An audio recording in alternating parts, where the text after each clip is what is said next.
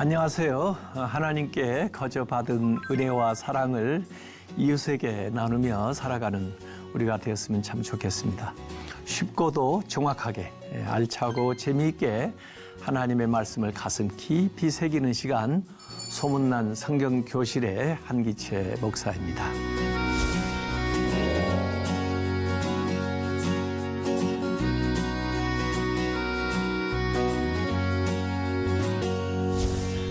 지난 시간에 나눈 내용 기억하신지 모르겠습니다. 온전한 사랑이었는데요.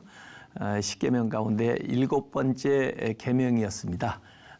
그 하나님의 그 사랑이 부부간에 또 온전하게 표현되는 그런 말씀으로서 간음하지 말라 하는 말씀이었습니다.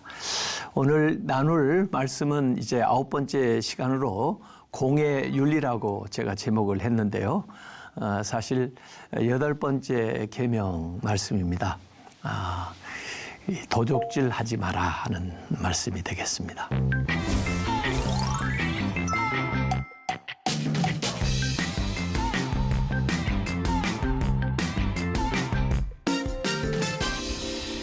이렇게 살라 10계명 가지고 우리의 삶을 어떻게 펼쳐나갈 것인가 하는 것들을 하나님께서 가르쳐 주신 말씀으로 삼고자 하는 건데, 저는 이 공의 윤리라고 오늘 타이틀을 정했습니다. 사실 10계명 가운데 8번째 계명에 도둑질 하지 마라 이렇게 나와 있죠. 근데 이 도둑질 하지 마라는 말씀은 이게 부정 형식의 단어고요. 티그노브, 도둑질 하지 마라 이렇게 돼 있습니다. 그런데 앞에 무엇을 도둑질 하지 마라는 건가 이렇게 목적어가 생략이 돼 있죠. 그래서 사실은 모든 것이 다 해당한다고 보면 되죠. 근데 크게 대표적으로 보면은 사람을 도둑질하는 것에 대한 이야기를 하고 있습니다. 유괴를 한다든지, 인질로 삼는다든지, 인신매매를 한다든지, 노예로 끌고 가서 판다든지 하는, 이건 더 아주 심각한 도적질이 되겠죠. 그리고 사물을 도적질하는 것에 대한 이야기도 성경에 나와 있습니다. 그래서 짐승 또는 재물 또는 토지도 되겠죠. 이런 것들을 절도하는 그런 행위를 하지 마라는 이제 말씀으로 이해할 수가 있습니다. 주로 이건 이제 유형의 것이지만은 지금에 와서는 보이는 것뿐만 아니라 보이지 않는 무형의 것들도 이렇게 훔치거나 도둑질하는 그런 경우도 있기 때문에 현대적으로 우리가 좀 더 깊이 이해하고 해석할 필요가 있다고 생각을 합니다. 인류가 최초로 범죄한 걸 뭐라고 생각하세요? 이 아담 이브가 물론 불순종해서 지은 죄인데 실제적으로 보면은 도적질이죠. 도둑질.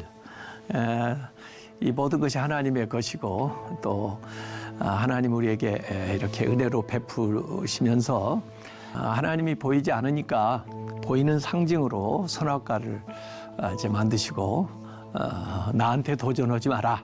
그 선악과는 따먹지 마라 하는 단 하나의 계명을 사실 주셨던 건데 그 하나도 지키질 못하고 그 선악과를 따먹음으로써 하나님의 것을 도적질하는 그런 죄가 창세기에 제일 먼저 나와 있습니다. 그리고 성경 곳곳에 이 도적질하는 것들이 많이 나오는데요. 또 심각한 죄가 그 엘리 제사장 때 그의 두 아들이었던 홈리와 비느하스가 이 사람들이 하나님께 제물로 삼기 위해서 가지고 나온 헌물들을 중간에서 도적질, 특별히 더 좋은 것들을 자기들이 취하고 그리고 별로 좋지 않은 것들만 태워서 하나님께 제사드리던 그 죄악이 나와 있습니다. 그것 때문에 그 이스라엘이 참 어려움을 당하고 블레셋에게 결국 망하게 되는 그런 국가적인 재난까지 초래하는 아주 이야기가 이 사무엘상 2장에 3장에 4장에 이렇게 연속적으로 나오죠. 가룟 유다도 잘 아시죠? 예수님의 12제자 가운데 한 사람이었는데 그 사람은 돈결을 맡은 사람이라고 했어요. 근데 아마 사람들이 헌금도 하고 또 예수님의 사역을 돕기 위해서 물질도 바쳤을 것 같은데 그 중에서 일부를 도적질했다라고 성경에 분명히 기록하고 있습니다. 이제 이런 죄들이 어려움을 초래하고 그래서 개인을 망하게 할 뿐만 아니라 공동체에도 큰 어려움을 가져다 주는 그런 기사가 성경에 많이 나와 있습니다.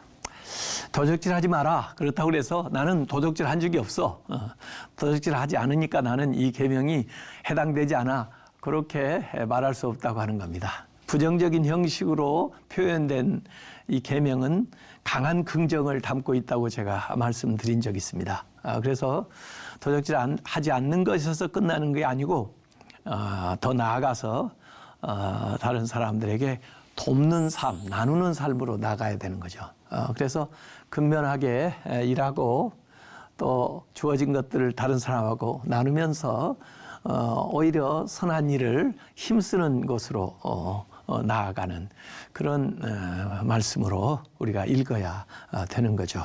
그러면 이 계명은 계속해서 우리에게 교훈이 되고 또 지금도 나에게 해당되는 말씀이라고 볼 수가 있습니다.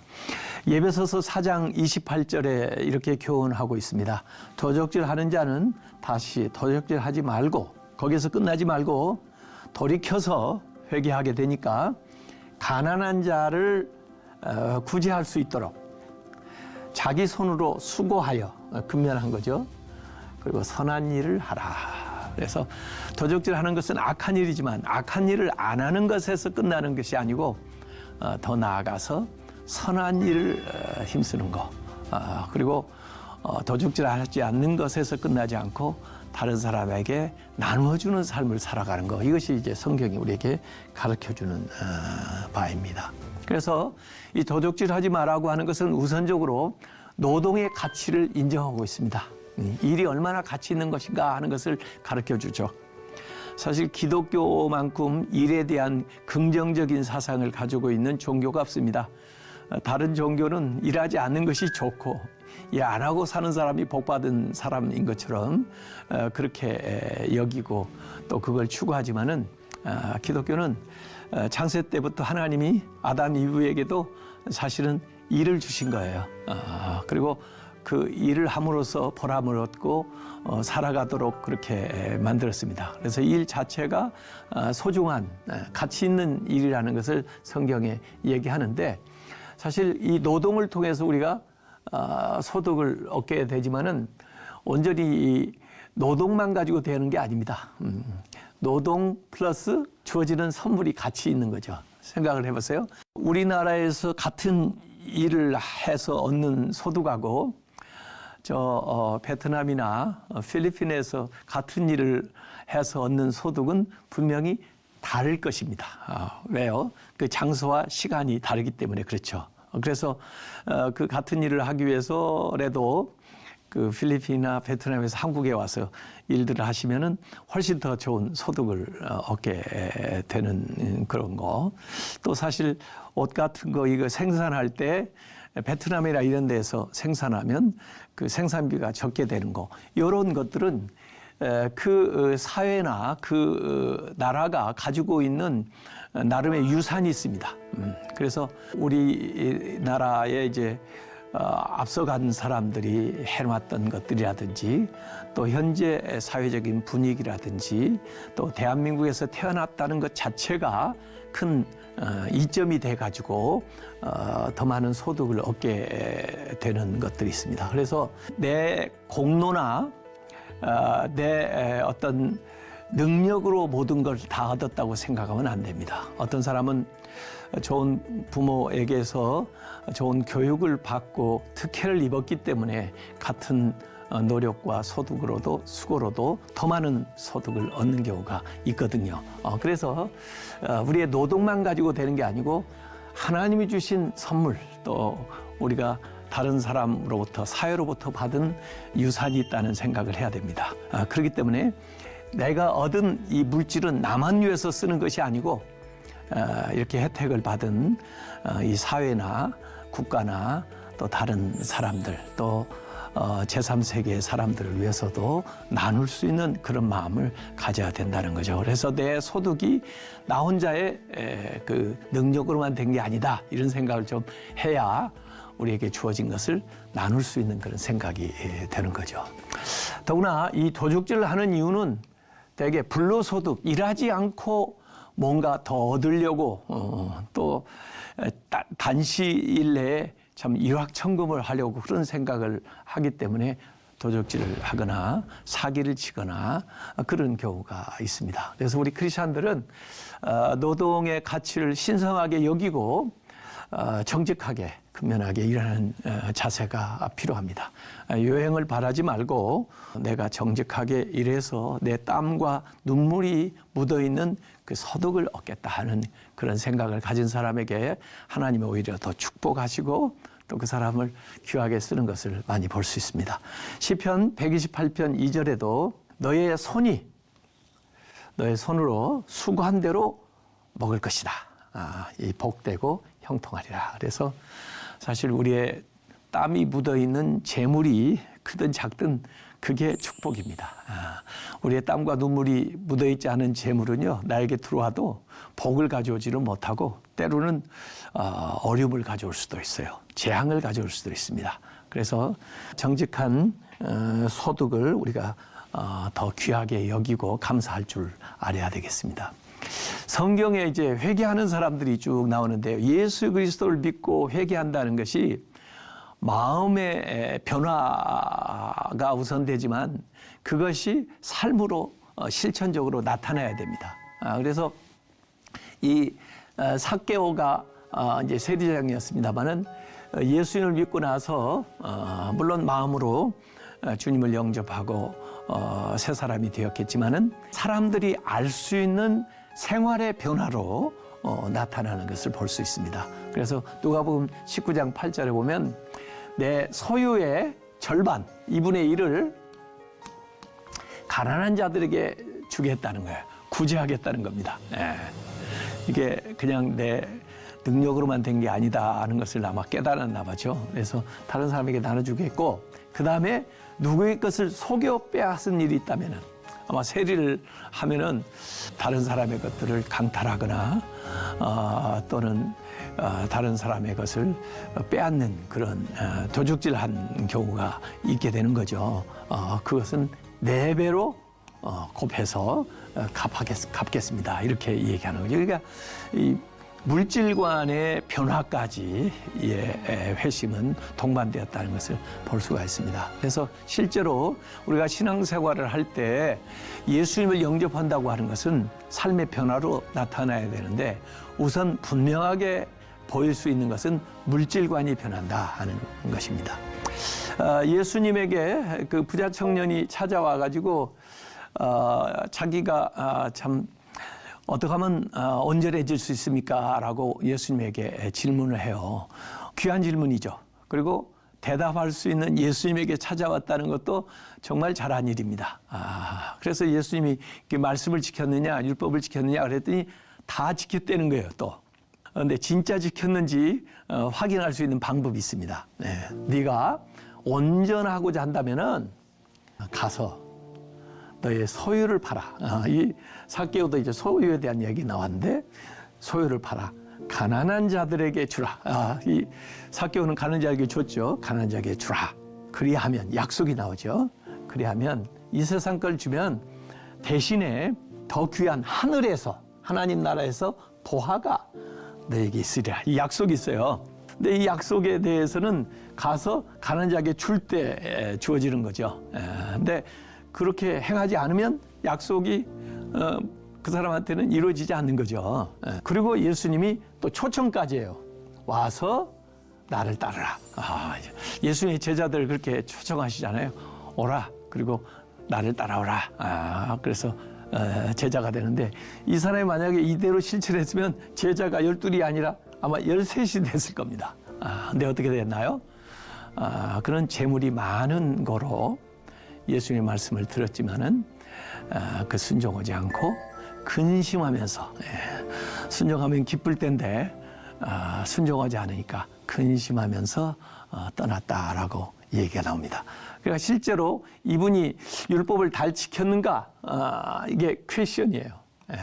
아마 자기 생각으로는 잘 지킨 것 같지만은 실제 삶에 있어서는 율법을 지키는 삶을 살지 못했다는 것을 이 모습 속에서 증명을 하고 있는 거죠. 그래서 실제로 우리가 말로만의 믿음이 아니라 삶에서 우리의 믿음이 증명돼야 됩니다. 그것은 물질이 굉장히 보여주는 표적이 되는 것 같아요. 이 말라기에는 여러 가지 이제 하나님의 백성이라고 하는 사람들에게 하나님이 질문하는 내용이 나옵니다. 근데 특별히 어떻게 이제 하나님의 것을 너희들이 도적질했다 이제 그래요. 그랬더니 우리가 어떻게 하나님의 것을 도적질할 수가 있습니까? 뭘 했다는 말입니까? 이렇게 질문하니까 11조 하지 않는 거, 하나님이 주신 것 봉헌물을 드리지 않는 것이 이게 하나님의 것을 도적질한 거다 이렇게 얘기하는 거죠.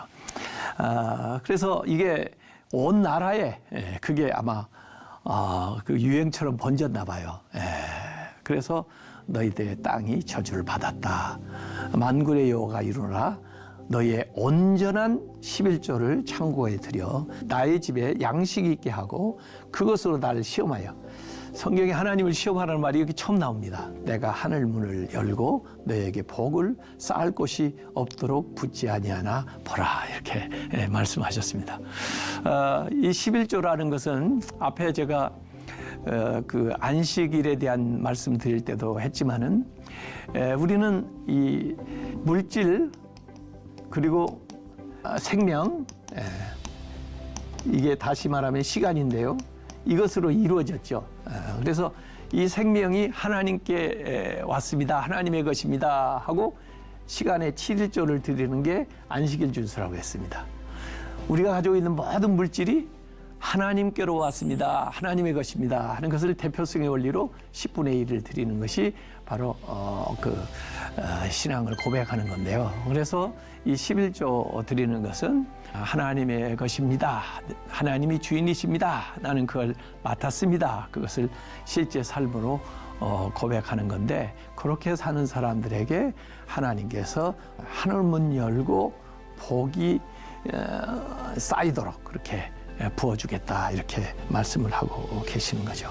십계명 중에 지금 이제 말씀드리는 오늘부터 8번째, 9번째, 10번째 계명은 대개 이제 공동체 생활하고 연관이 되어 있습니다. 그래서 도둑질하지 마라 하는 이 8계명은 그 이제 근대에 와서는 대개 사유 재산을 존중하는 것으로 이해를 하고 있지만은 십계명이 주어질 때는 광야에서 그 이제 출애굽기 20장에 주어질 때 이 사유재산 제도가 없을 때입니다.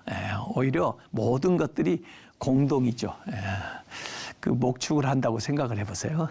목초지가 개인적으로 구별되어 있는 게 아니고 같이 그냥 먹이면서 지내야 되는 그런 상황입니다. 그래서 이 공동의 것을 만약에 자기가 울타리를 딱 쳐가지고 내 양만 먹이겠다 그러면은 안 되는 거죠.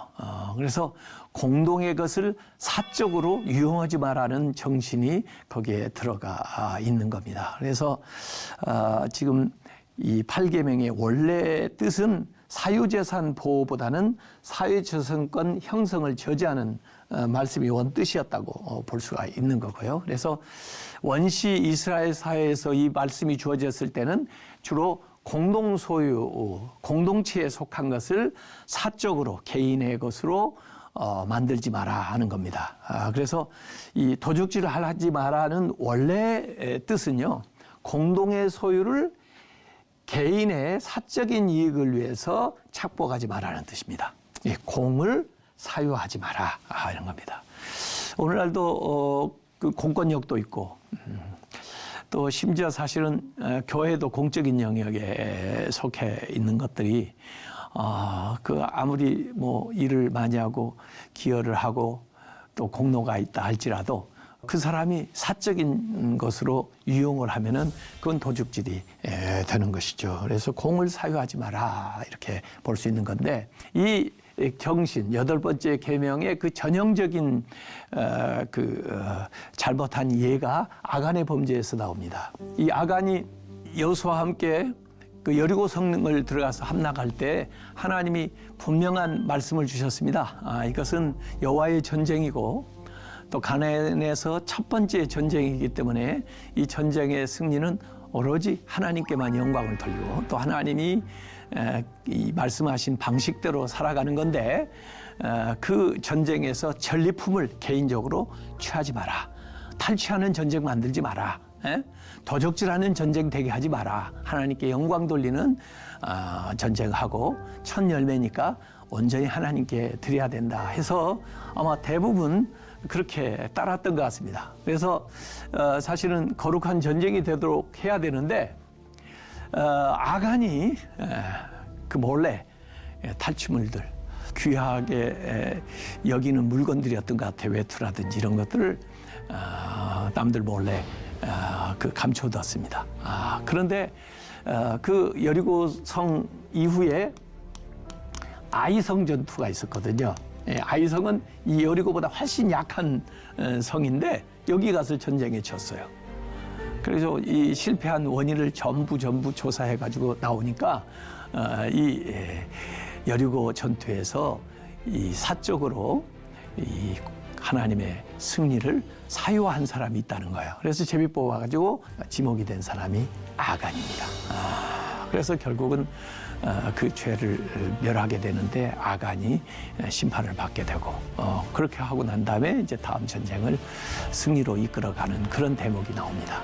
그래서 이 공적인 것을 사유하는 하나님이 주시는 승리를 개인의 것으로 만드는 이 공의 사유와의 전형적인 모습이 아간의 모습이었다고 볼 수가 있습니다. 그래서 첫 열매는 하나님의 것이고 모든 공동체가 같이 축하하고 그 영위해야 되는 것인데 사욕을 위해서 행함으로써 어려움을 초래한 것, 그게 아담의 범죄입니다. 그래서 이 도적질을 금하는 규정은 무한정한 그 부의 축적이나 빈부격차를 심화시키는 것들에 대한 경계 말씀으로 볼 수 있고요. 부를 가지고 있는 사람들의 사회적인 책임을 강조하고 있다고 볼 수가 있습니다. 그래서 이 재산을 과도하게 축적하고 이 땅에서 땅을, 집에서 집을 가지고 많은 것들을 소유하고 있는 사람들은 그만큼 상대적으로 어려운 사람들이 살아갈 수 있는 터전을 없애는 것이 되기 때문에 넓은 의미에서 보면 도적질이 될 수가 있고 공동체를 깨트리는 일이 될 수가 있다는 말씀입니다. 그래서 이 구약의 성경의 배경에 보면요, 토지 공개념이 나와 있거든요. 원래 사실 가나안에 하나님이 그 이스라엘에게 전부 그 땅을 공급해 주시잖아요. 그래서 그 땅의 진정한 주인은 하나님이시고 또 하나님께 우리가 받은 것이기 때문에 청지기 역할을 한다는 의미에서 우리에게 주어진 모든 것들이 다른 사람하고 같이 나눌 수 있는 것으로 나가야 된다. 그래서 우리가 이 재물을 얻는 것이나 사용하는 데 있어서 공적인 윤리가 필요하다. 이런 겁니다. 근데 우리 사회는 굉장히 경쟁심, 소유욕, 사치심, 향락풍조 이렇게 하면서 다른 사람에 대한 배려가 없고 이기적으로 행하는 이런 잘못들이 있습니다.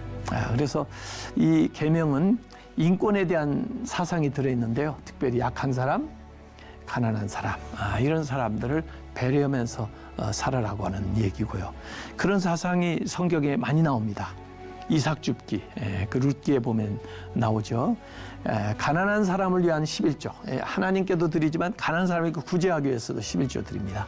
안식일, 안식년, 희년제도, 종되었던 사람도 다시 돌아가서 빚진 사람도 다시 탕감받고 시작할 수 있는 이런 것들이 부의 집중이나 가난의 세습을 막고 재산을 재분배하는 데 굉장한 관심을 기울였던 것들이라고 하는 것을 볼 수가 있습니다.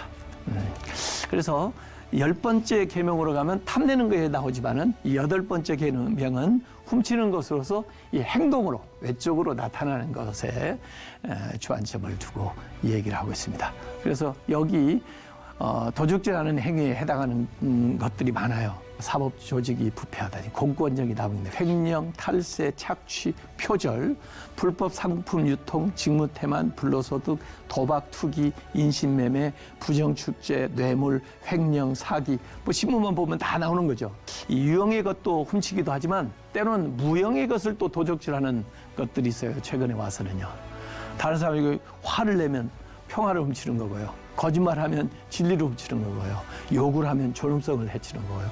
모함을 하면 명예를 훔치는 이런 것들도 있고요. 그래서 인터넷이나 사이버 공간에서도 무형의 그런 것들, 우리가 남의 것을 훔치는 경우도 있습니다. 이 8번째 계명의 긍정적인 표현은 이웃과 더불어 나누면서 함께 살라는 그런 뜻을 가지고 있는 말씀으로 우리가 읽어야 될 것입니다. 네, 오늘 뭐 유익한 시간 되셨나요? 실제 살다 보면 우리 생활 속에서 많이 접하는 문제입니다. 오늘 수업을 다시 보기 원하시는 분들은 유튜브를 통해서 시청하실 수가 있습니다. 늘 말씀으로 새로워지는 여러분 되시길 바랍니다. 다음 시간은 진실을 말하라 라는 제목으로 찾아오겠습니다. 오늘도 복되고 아름다운 날 되시길 바라겠습니다. 다음 시간에 뵙겠습니다. 감사합니다.